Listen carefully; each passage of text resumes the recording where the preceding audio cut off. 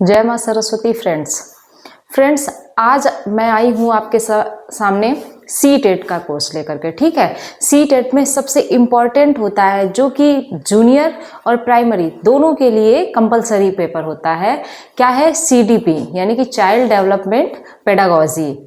इसको हम लोग हिंदी में क्या कहते हैं? बाल विकास और अध्यापन। तो चलिए फ्रेंड्स, उसी के हम PYQs करेंगे। ठीक है, स्टार्ट करते हैं फ्रेंड्स। तो देखिए, चाइल्ड डेवलपमेंट पेडागोजी। ठीक है, मैंने हिंदी और इंग्लिश दोनों मीडियम में क्वेश्चंस को लिखा है ताकि आपको जो हिंदी मीडियम वाले हैं उनके लिए भी इजी हो और जो इंग्लिश मीडियम वाले हैं उन्हें भी सही लगे।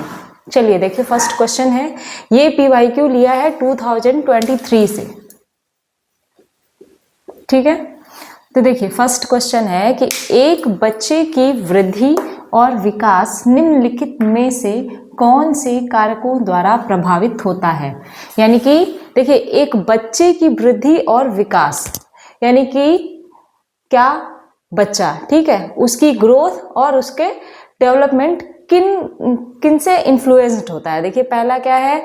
परवरिश की शैलियाँ, आनुवंशिक ढांचा या संरचना, विद्यालयी अनुभव और व्यक्तिगत रुचि। ऑप्शंस क्या हैं? 2, 3, option B first and second, option C first, third and fourth, option D first, second, third and fourth. अब देखिए इंग्लिश मीडियम वाले भी देख लीजिए। A child's growth and development is influenced by what? First option parenting styles, genetic makeup, school experiences and personal interest. Options are, option A is second and third, option B first and second, option C first, third and fourth, option D first, second, third and fourth. तो चलिए देखिए क्या होता है।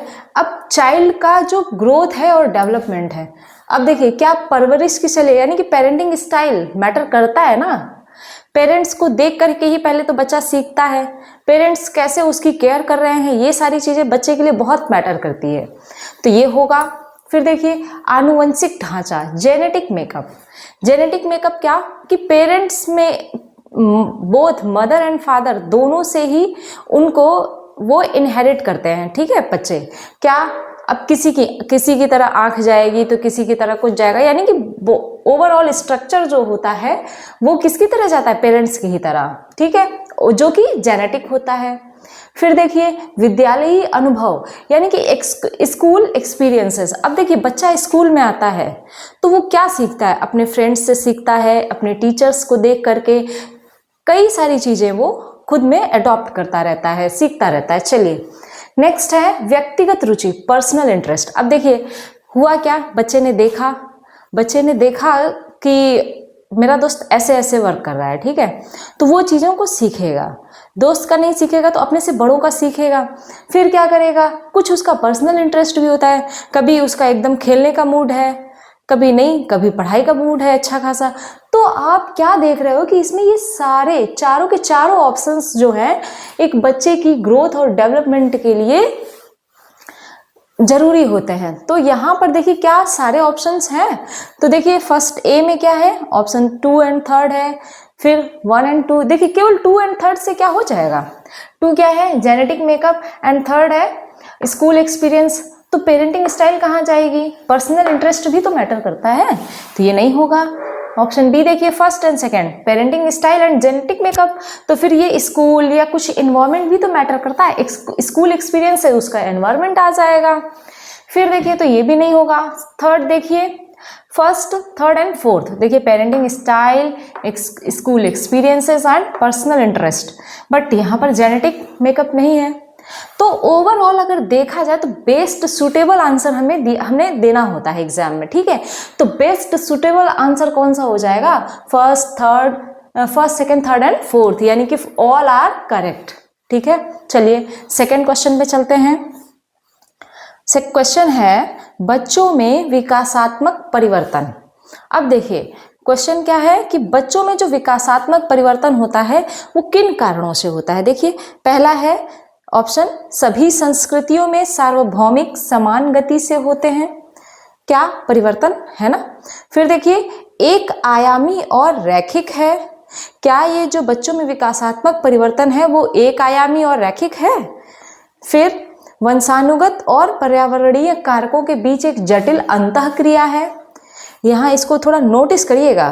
फिर देखिए अपरिवर्तनीय है और पैर की अंगुली से सिरे तक आगे बढ़ते हैं, क्या ये विकासात्मक परिवर्तन सिर्फ पैर की उंगली से सिरे तक ही देखे जाते हैं, नहीं।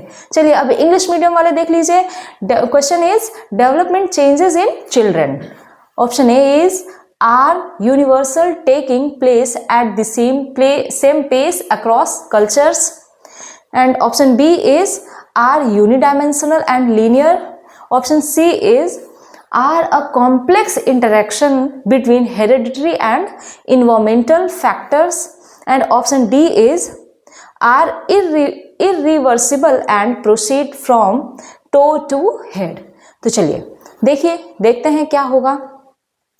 कह रहा है कि जो विकासात्मक परिवर्तन है यानी कि डेवलपमेंट चेंजेस जो होते हैं चिल्ड्रन में वो कहाँ से और कैसे होते हैं, क्या ये यूनिवर्सल है,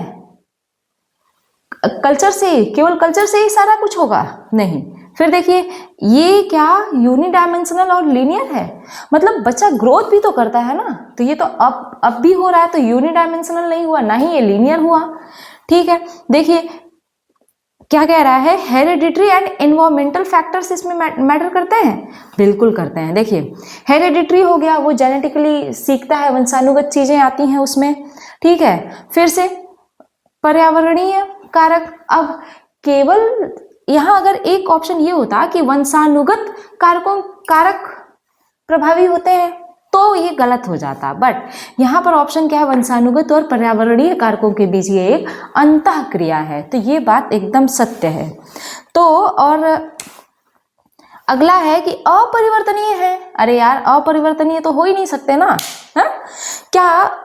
देखिए हम एक चीज सीख सकते हैं यहाँ से, अपना कॉन्स्टिट्यूशन, क्या अपना कॉन्स्टिट्यूशन अपरिवर्तनीय है, चेंजेस तो हर इंसान में होते हैं, सब चीज में चेंजेस होते हैं, ठीक है। तो ये अपरिवर्तनीय तो पहले ही आप सीधे कट कर दीजिए। तो वैसे भी अब हम राइट आंसर पे पहुंच चुके हैं, तो इसका राइट आंसर क्या हो गया, वंशानुगत और पर्यावरणीय कारकों के बीच एक जटिल अंतःक्रिया है, यानी कि यहाँ पर जो हेरिडिटरी और एनवायरमेंटल फैक्टर्स हैं वो बच्चों में डेवलपमेंटल चेंजेस लाते हैं, ठीक है। फ्रेंड्स चलिए आगे देखते हैं। फ्रेंड्स देखिए थर्ड क्वेश्चन है हमारा, असर्शन दिया हुआ है। ये देखिए ये कथन और कारण वाले जो क्वेश्चन होते हैं ना वो दिखने में बहुत लेंदी होते हैं, ठीक है। तो इसको हम लोग मोस्टली स्टूडेंट्स क्या करते हैं, स्किप कर जाते हैं, बट ऐसा नहीं है, ये भले ही लेंदी है, जो क्वेश्चन जितना लेंदी होगा वो बहुत ही इजी होगा, ठीक है, उसमें कम टाइम लगेगा। और अगर आप एक रीडिंग फ्लो में रीडिंग कर जाओगे तो उसमें आपको समझ आ जाएगा, एक ही रीडिंग में आपको आंसर निकल आएगा, ठीक है। तो चलिए इन क्वेश्चंस को आप जरूर से जरूर अटेम्प्ट किया करिए, ठीक है। देखिए असर्शन क्या है, all children across cultures proceed through the stages of development in the same manner at the same age. क्या कह रहा है कि जो सारे बच्चे हैं, ठीक है ना। चलिए नेक्स्ट रीजन देख लेते हैं। रीजन क्या है, childhood is universal and unidimensional. Childhood कैसा है, यूनिवर्सल और यूनिडायमेंशनल है। देखिए अभी हमने जस्ट इसके पहले एक क्वेश्चन पढ़ा था जिसमें यूनिडायमेंशनल वाला ऑप्शन मैंने कट किया था, ठीक है ना। तो आप अगर चाहो तो आप यहीं से इसको, ये वाला तो क्रॉस हो ही जाएगा, यानी कि ये फॉल्स स्टेटमेंट है, ठीक है। आप क्वेश्चन पेपर में ना कभी कभी कोरिलेट करके क्वेश्चन आ जाता है, ठीक है। मे भी हो सकता है आप स्टार्टिंग में जिससे जो क्वेश्चन आपने पढ़ा हो और उसी से रिलेटेड हो सकता है एंड या कभी मिड में आ जाए उसी टाइप का क्वेश्चन, ठीक है। तो ये चीजें कोरिलेट करोगे ना आप तो बहुत ही ईजिली हो जाएगा हैंडल। देखिए क्या है, तो रीजन क्या है इसका कि childhood is universal and unidimensional. देखिए choose the correct options, both A and R are true and R is the correct explanation of A. Next, both A and R are true and R is not the correct explanation of A. And next is A is true but R is false. And next, both A and R are false. ठीक है, चलिए हमने ये तो देख लिया कि are तो फॉल्स है ये। ठीक है, तो आर वाला, ये वाला और ये वाला तो हो सकता है। ठीक है, और ये दोनों नहीं होंगे, तो ये तो आप यहीं से मार्क कर लोगे। चलिए अब हिंदी वाले भी देख लीजिए एक बार। अभिकथन दिया हुआ है, अभिकथन ए है, सभी संस्कृतियों में बच्चे एक ही उम्र में एक ही तरीके से विकास के चरणों से गुजरते हैं।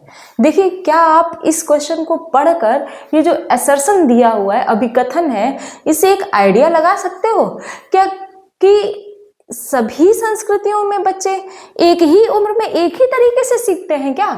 बिल्कुल नहीं। ठीक है ना, तो ये भी यहीं से रॉन्ग है। तो हम राइट आंसर पे तो हम पहुंच चुके हैं। ठीक है, लेकिन पढ़ लेते हैं। तर्क क्या है? बचपन सार्वभौमिक और एक आयामी होता है। बताइए, क्या सार्वभौमिक और एक आयामी होता है? एक आयामी तो बिल्कुल ही नहीं होता। ठीक है, तो ये दोनों स्टेटमेंट्स क्या हैं? रॉन्ग है। हम सही आंसर पे पहुंच चुके हैं, लेकिन एक बार पढ़ लेते हैं। देखिए, सही विकल्प चुने। क्या है कि ए और आर दोनों सही है और ए की आर सही व्याख्या करता है। क्या ये यानी कि सभी संस्कृतियों में बच्चे एक ही उम्र में एक ही तरीके से विकास के चरणों से गुजरते हैं? ये सही है। फिर बचपन सार्वभौमिक और एक आयामी होता है, ये पहला स्टेटमेंट ऑप्शन ए क्या कह रहा है कि ए और आर दोनों सही है, और जो ए है ये एक्सप्लेनेशन राइट है इसके अकॉर्डिंग, नहीं ना। देखिए नेक्स्ट बी ऑप्शन क्या है? ए और आर दोनों सही है, लेकिन ए की आर सही व्याख्या नहीं करता है। नेक्स्ट ऑप्शन, ए सही है लेकिन आर गलत है। हमने देखा कि ए भी गलत है और आर भी गलत है। तो देखिए नेक्स्ट ऑप्शन, बोथ, यानी कि ए और आर दोनों गलत हैं। हम राइट आंसर पे पहुंच गए। तो इसका आंसर क्या हो गया? डी। देखिए इस क्वेश्चन को टैकल करने में कितना टाइम लगा आपको, बताइए आप। हमने देखा एक ही रीडिंग में हमें पता चल गया। देखिए अभिकथन को हमने जैसे ही पढ़ा, कह रहा है कि सभी संस्कृतियों, नहीं, सभी संस्कृतियों में नहीं होगा। बच्चे की क्षमता अलग होती है, वो अलग अलग उससे कल्चर से सीखता है। ठीक है, और वो पूरी होल लाइफ हम लोग सीखते ही रहते हैं, और वैसे ही बच्चा भी सीखता रहता है। ठीक है, तो यहां से ये हमने देख लिया था। और तर्क पढ़ा था तो उसमें बोला कि बचपन सार्वभौमिक और एक आयामी होता है, यहां से ये गलत हो गया। तो बस ये दोनों अब जब गलत है तो हम राइट आंसर पे पहुंच गए। ए और आर दोनों गलत हैं। फ्रेंड्स, अब हम और भी इसी के PYQs कराते रहेंगे, और अगर आप कहते हैं तो हम CDP को नेक्स्ट लेक्चर्स अच्छे से लेकर के आएंगे। ठीक है, उनमें राइट और बहुत ही गजब का एक्सप्लेनेशन देंगे हम। ठीक है फ्रेंड्स, आप मेरे चैनल को लाइक और सब्सक्राइब कीजिए। Thank you.